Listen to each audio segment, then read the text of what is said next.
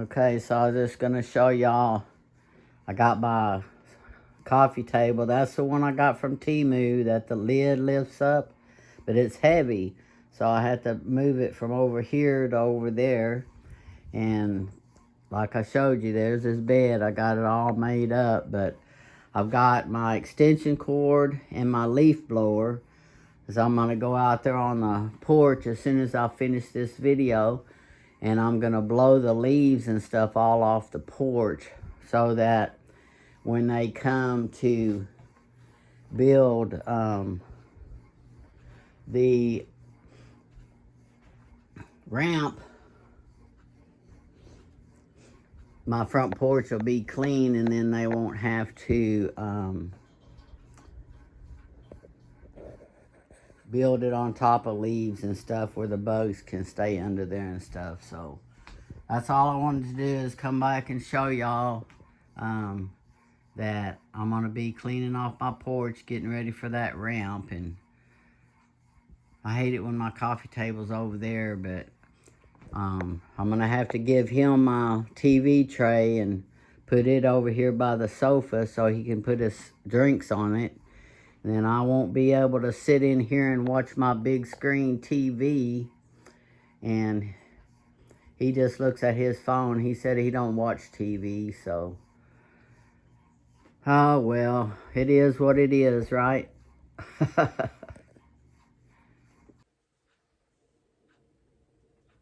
Good morning, good morning. How y'all doing? Miss Peggy here, all the way from North Texas, from my house to your house. So, y'all don't look at my hair because it's a mess, and it's just barely 8:30 in the morning, and I'm drinking my cappuccino, but I'm kind of on a time crunch. So you want to know why I'm in this little corner over here, Peggy's corner. You see my sofa over there? That's going to be the downfall of Miss Peggy. I'm in the most challenging part of ever having to rent a room that I've ever been in. And I've been renting rooms for about 40 years now. Somebody has lived with me and help me pay my utility bills and stuff. So, yeah, I got the sofa made up because, you know, I tell y'all, I got my flowers in the attic, I got the renter in the upstairs, and y'all have even seen him come through. When I'm making a video, you've seen him come through and go out the front door, and sometimes I'll tell y'all, and sometimes he'll just come through. But he also is the one that drives that motorcycle out there that's parked in the grass by my fence and can't be moved. So I have to mow around it right now. But I just wanted to come on here and explain some of that stuff to y'all so y'all will know what's going on in my life in between penny shopping. So, yeah, so I'm just sitting here drinking my cappuccino. And yesterday afternoon, towards the end of my nap, I was just fixing to get up, and I was awake, but I was still laying there. My phone rang. Not my cell phone, but my house phone. So I always have it kind of laying by me on the bed by my cell phone. I have the house phone just in case somebody calls. I don't have to get up to go get the phone. So I was laying there, like I said, I was fixing to get up from my nap. It was probably like 1:30, something like that, right after lunch. And it was a doctor. And he said that he was calling in reference to blah, blah, blah, the name of my flower in the attic, the one that's supposed to live upstairs. And he said he was going to dismiss him today, this morning. And he wanted to make sure that I understood his accommodation needs. I was like, he's got accommodation needs that I've got to attend to. And he was like, well, he kind of explained mine and his situation, that I was just his landlord. But the doctor said that the doctor put in for a ramp to be built on my front porch. I'm sure Medicaid pays for that somehow or another. And, I have no idea what a ramp on my front porch is going to look like, because if it goes straight out by the bay window, which is the easiest path to get in the door, I'm going to have to back my car out some, and my car just barely fits under my carport now. So if I've got to pull it up so that they can build a ramp behind my car under the bay window to go up into the front door, I'm going to be exposed out in the rain. And so I told her, it's like, I'm not willing to pull my car out into the weather to accommodate a ramp. And then if they build the ramp this way instead of that way, this way, that'll be up along the house right there. Then he's got to go up a ramp and then turn 45-degree angle to come in the house. So I'm like, well, I don't know if they want him to do that. If he's got a cast on his leg and his leg sticks out, my front porch is this wide. It's just a little porch. But I guess if they build a ramp, they can build a platform up there. But I don't know when they're planning on coming and doing that. But he'll be home this morning, and they might be here this afternoon. I don't know, because the doctor said he has some follow-up appointments at the doctor's office, and he's going to have to be, getting a ride from Uber or something, so he needs a way to get in and out of the house. So he said he's going to come home with a wheelchair and a walker. So I guess the walker is going to ensure that he's able to get up out of the wheelchair and walk through my hall to get to the bathroom, because his wheelchair wouldn't go into the hall at all, and because it's too narrow in there. So that's when he was crawling on the floor. He lowered himself off this sofa onto the floor, and he just dragged himself backwards. Well,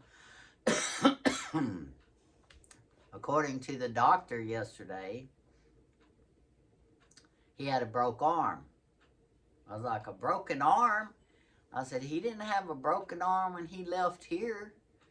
And so I was thinking, well, maybe when he lowered himself off the sofa right here, maybe he fell on his arm. And he just didn't mention that to me. And I was like, so I don't know. When he gets here, I can find out. But he's supposed to have a broken arm and a broken leg and a fractured hip, all on the same side. So it's going to be interesting when he comes, because there's going to be an ambulance bringing him. And I've already moved my coffee table out, so he can just roll his little wheelchair right here in front of the sofa, and I've got it covered up, and the sheet's there, the green sheet for him to cover up on. And I just ended up telling the doctor, is like, well, I'm not going to refuse for them to build the ramp. I mean, if he's got to have it, but I wasn't going to talk to the doctor about if they can come and disassemble it and take it down when he gets done with it. But I also was thinking that I might need a ramp myself, So it might be a blessing in disguise to, I'm 73 and I can get around and stuff, but, anything can happen. Look at him. He was riding a motorcycle 2 months ago, and now look at him. He can't even ride the motorcycle because it's wrecked, and he can't even walk. The doctor said his main goal was to get back to work, and I know he works in the office, So he's not a factory worker, so he does have a desk he can sit at. And the doctor asked me about the bus line because this guy's work is straight down Mansfield Highway, so he could just get on the bus at my street, ride it right down the street to his work, and get off right in front of his work. I mean, I live in the city and we got the bus line. I mean, you know, every big city has bus lines, and I live right on the bus line, and that's what the doctor was asking me. Is like, well, how far do you live from the bus stop that he would be able to get on the bus? 5 houses. That's what I told him. I live 5 houses from the bus stop. And years ago, the bus used to cut down my street. And I've got on the bus right in front of my street. I mean, right in front of my house before. But somehow or another, the laws changed. They don't want buses going down residential streets anymore, so they changed that bus route to where they got to go down to the red light and then come down, so they're not cutting through. And I think the bus driver used to cut through my street because this is kind of at the end of the line where they turn around and go back the other direction. So he could cut down my street and just make a circle and go back the way he wanted to go. So this way, now, the city bus station has put in those little circle things for the city buses. So at certain stops that have the space, like at the mall, they have this little circle thing. So when the bus goes there, he just drives around in this little circle, then he can come back and go the other way. So instead of allowing them to come down a residential street, they used the taxpayers' money to build a little circle drive for them that's separate from the neighborhood. So anyway, I was like, yeah, I've got the bus line. It picks up right at the corner, and that's 5 houses down. And he goes, well, he said that, you know, the bus will drop him off in front of his work. And I go, yeah, that's true. It will. So he's planning on using that walker to walk down 5 houses to catch the bus. It's like, man, you know, sometimes I'm not even out of bed when he goes to work. So him just being a renter and basically a stranger to me, I'm not willing to wake up just to take him to work, even if he pays me an Uber fee. You know, then I got to be awake at 4 o'clock to go get him at work. That's 2 times a day that I'm working again.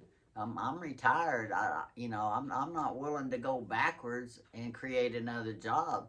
I mean, I've created YouTube, and I tell you what, YouTube is almost a full-time job because, you know, you got to figure out what you're going to record, and then you're going to have to record it, and then you got to load it onto the YouTube,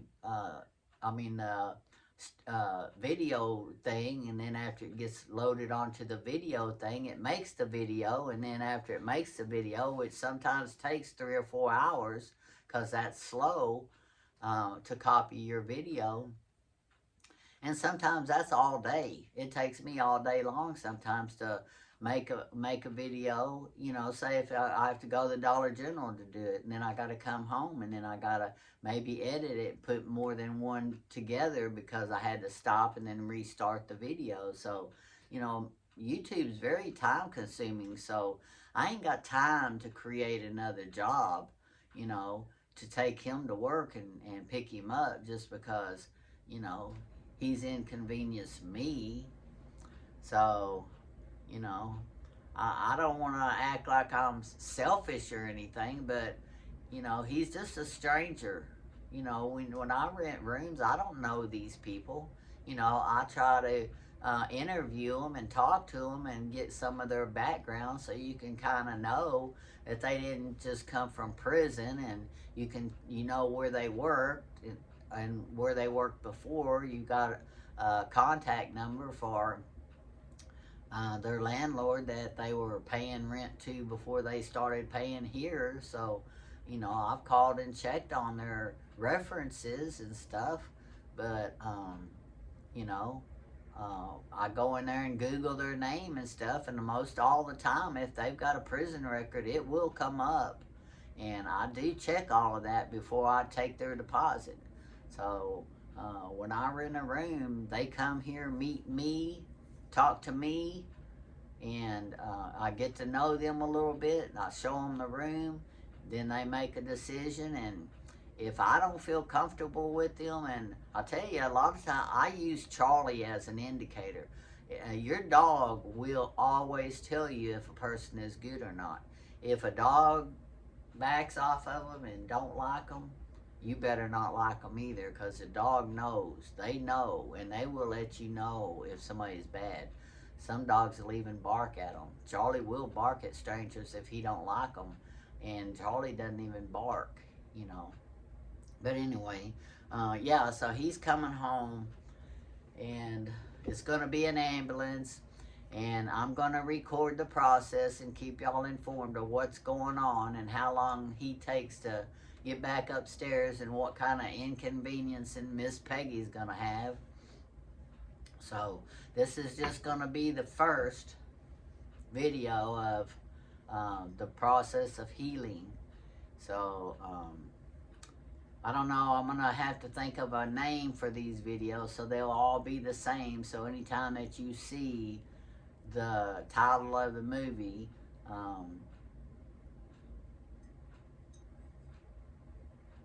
The Man on the Sofa or something like that, and then you'll know it's about him.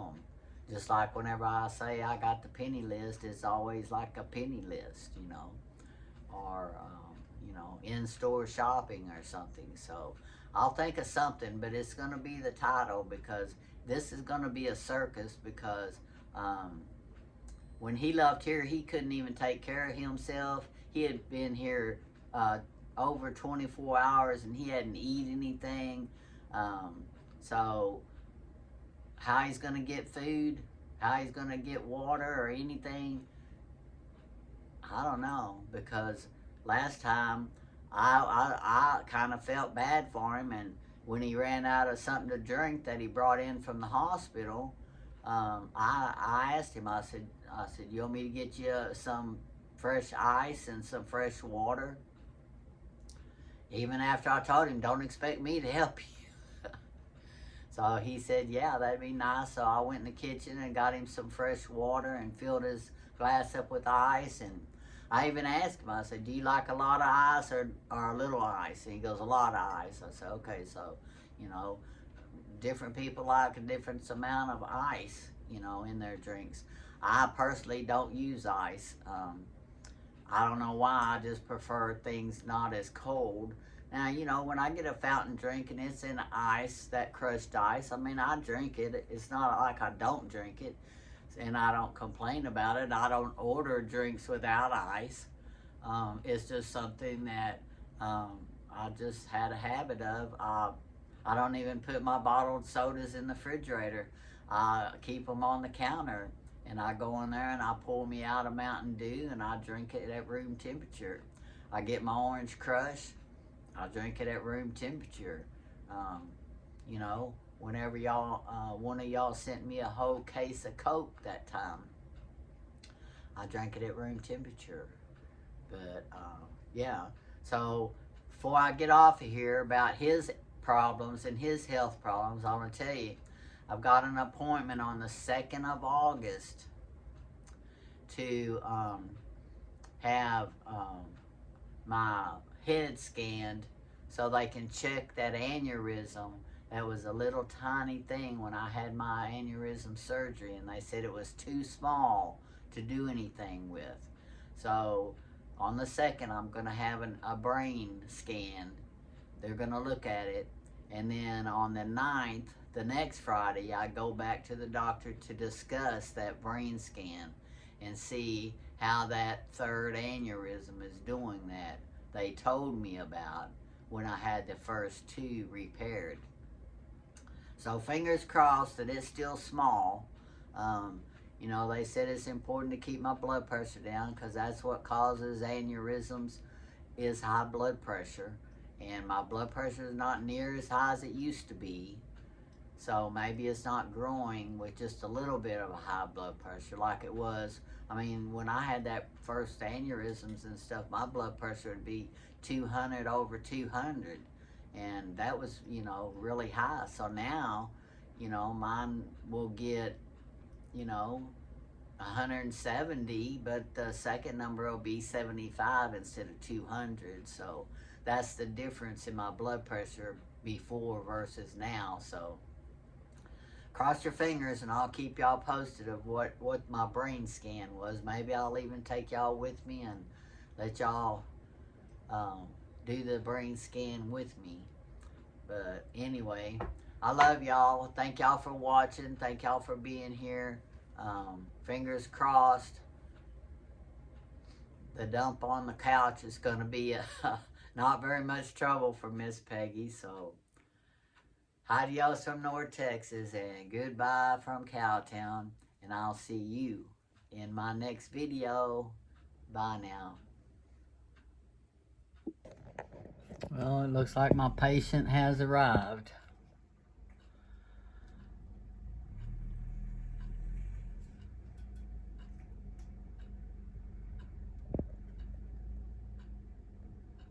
Yep, that's him. Okay, well, we'll see how he works here. Okay, he's got the wheelchair. It looks like he's got the cast off his leg, so that's going to help. He might not have that much trouble getting in the bathroom.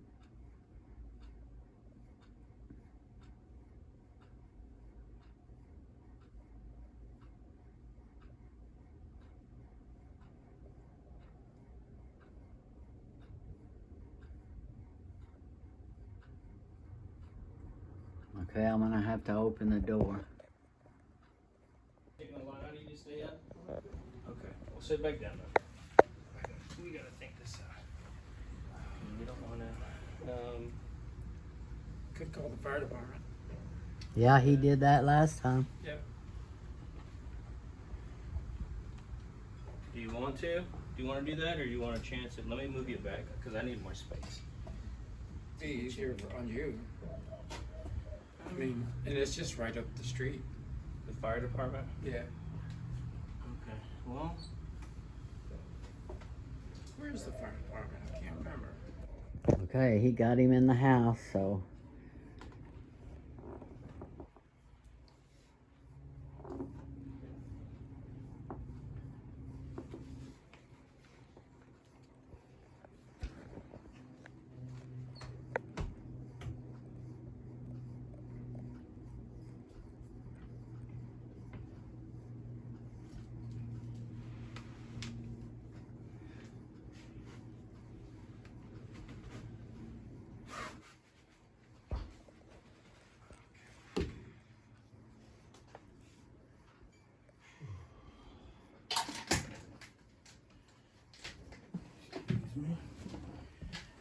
alright, I got your medicines here. Your phone chargers in there. That's your paperwork. Some hand wipes. All your medications and the instructions should be on there as well. And then, do you still have that number for the home health? I'll leave it in there. If not, I'm gonna write it on this. There. Right? Because it actually broke the knuckle into, there's the knuckle itself, and then it broke a piece off and then another piece off. So it's got 2 pins and then 1 pin. Well, you're getting around better than I expected you to. You've done a lot better in a month. Man, it's really only been 2 weeks. Well, since you came home from the hospital on the 27th of June and today's the 27th of July, so it's been a whole month since you first come home and then now you come home the second time. So you've been a whole month trying to come home. when I left here and they took me to JPS, I sat there for, God, how long was it? It was from that Wednesday, I think it was a Wednesday, till Saturday. Waiting for them to get everything done and then find me a rehab place. Come on in. And yeah, it was no deal. Yeah, they probably had to find a place for you to go and decide what they were gonna do. When you get your phone back on, call Carla, and then. Okay, well, this is an update on my cripple that belongs upstairs. So he's been on my sofa all day today after the ambulance brought him home. I mean, after that guy brought him home. So guess what? The fire department just left because he tried to go to the bathroom and use his walker, and trying to come out of the bathroom, well, he did good in the bathroom, but coming out, I could hear him with my door shut. He was coming out of the bathroom. I was going, okay, that sounds good. He's coming out. And at about the time I thought that, he went crash, boom, boom, crash. I was like, oh my gosh. I knew that wasn't good, so I got up and opened my bedroom door and went into the bathroom door, and it was half open, and I asked him, I was like, are you okay? And he goes, yeah, I'm okay. And I was like, well, are you gonna be able to get up? I mean, and he was like, probably not. He's like, you're probably gonna have to call the fire department. So yeah, so I called the fire department, and they came out just to help him up. That's what I was that's what I told him. He just needs some help getting up. And so they didn't bring an ambulance. They just brought the fire truck, and 5 guys and came in the house, and they helped him up. And so he's back on the sofa, and the fire department left and said if he needs any more help, call. And he goes, okay, thank you. And so he's back on the sofa. So it is 8:47. I think it's 8:47. I can't hardly read those letters up there, but I was just fixing to get in my pajamas when I heard that crash and boom. But luckily he didn't hurt himself, so at least all he did was hurt his pride, I guess, and he made him realize he's got to be a little more careful. And he said he thinks that his walker got hung on the door, the threshold, trying to get out, and when he tried to pull it over or whatever, it's like when he lost his balance. But anyway, I just wanted to give you an update because that's what we're doing. We're watching Flower in the Attic crash and burn on a daily basis now. But you know, for y'all that don't know about it, he's the one that had the motorcycle wreck, and he's been in the hospital twice now, and he's been to rehab, and now he's back at the house, trying to survive, trying to get well so he can get his life back together. But yeah, so it's just inconveniencing me because he has to stay in my living room because he's on a walker and a wheelchair, and he can't get further than the front door, and that's where the couch is in the living room. So we just have to adapt and adjust and overcome, right? So I was just letting y'all know and give you an update. So I'm gonna put my pajamas on, and I'm fixing to go to bed myself, and I'll let you know how things go tomorrow. So fingers crossed that he doesn't end up back at rehab, or he's got them checking on a some kind of a rehab facility or something where he can go and just stay in rehab for a while. I heard him talking to the paramedics about that, so I don't know. I guess I gotta find a spot for him, so he'll let me know if that happens. But anyway, you know, I just feel bad that if he can't go to work and he's not gonna get his paycheck, and he said he's still hadn't filled out his disability papers so he can start getting his income. So I don't know. I'll let y'all know. So adios from North Texas and goodbye from Cowtown. And I'll see you in my next video. Bye now. Good night.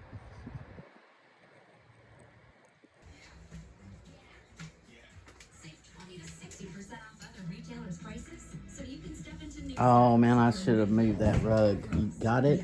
Yeah.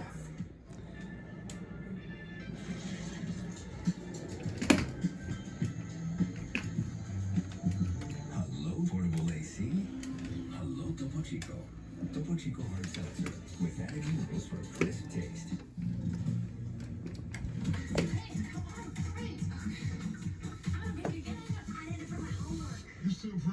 Okay, you made it. Okay, let me get that rug. That's work, isn't it? Yeah. Well, at least you made it that time. It was exhausting. Huh? Oh, I bet it was. Take all your strength just to do that.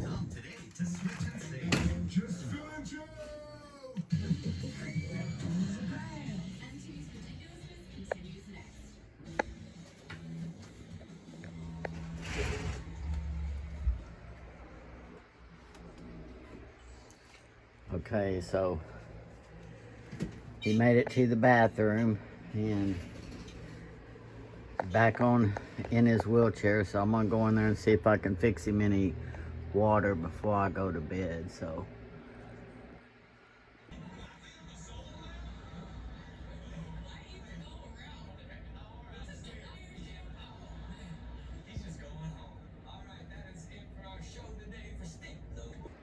okay, so he's sitting in his wheelchair in the living room because he's exhausted trying to go to the bathroom. Just took everything out of him. So he is going to rest a few minutes before he gets back onto the couch.